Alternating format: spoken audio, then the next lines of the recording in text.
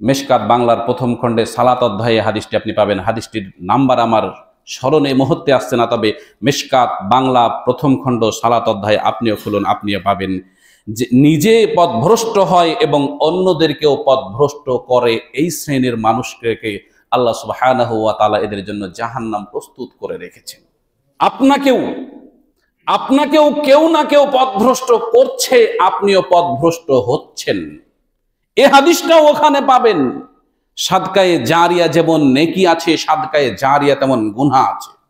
আপনার পিতা বা আপনার দাদা এমন কোন জায়গাতে এমন কোন কাজ করে গেছেন, যেই কাজ করার জন্য আজ আপনি চাঁদা দিচ্ছেন বা ওই কাজটি আপনি জারি রেখেছেন, কিন্তু ওই কাজ জারি রাখার কারণে আপনার পিতার গুনাহ হচ্ছে।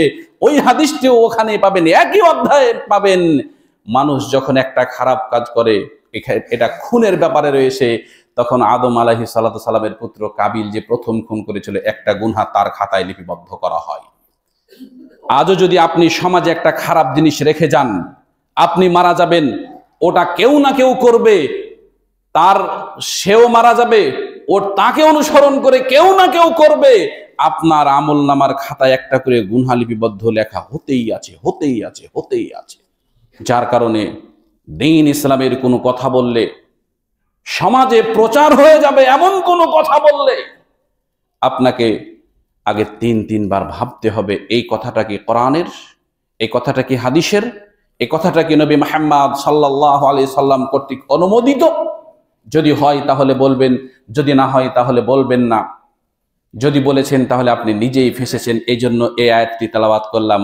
আল্লাহ সুবহানাহু ওয়া তাআলা সেই দিন আপনাকে গিয়েই কিন্তু এই অপরাধীরাই কথা বলবে।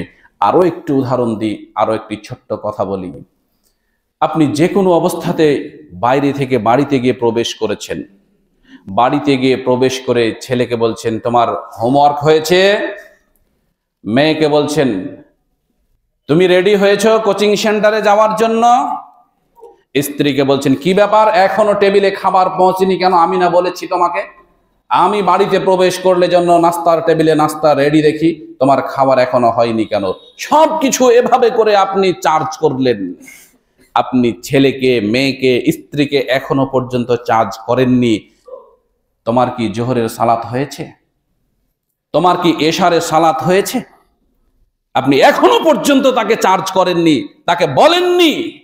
বিচারের মাঠে আপনার ছেলে, আপনার মেয়ে, আপনার স্ত্রী আপনাকে আল্লাহর কাছে আপনাকে ধরার জন্য সুপারিশ করবে, আর আপনাকে অপমানিত করে তারা জাহান্নামে যাবে, আপনাকেও জাহান্নামে পাঠাবে। আপনি তাফসীর খুলুন, এগুলোই পাবেন। অতএব আপনি কোন জিনিসটি চার্জ করছেন আর কোন জিনিসটি চার্জ করছেন না, সেটা আপনাকে খুব জোরালোভাবে একেবারে স্মরণে রাখতে হবে।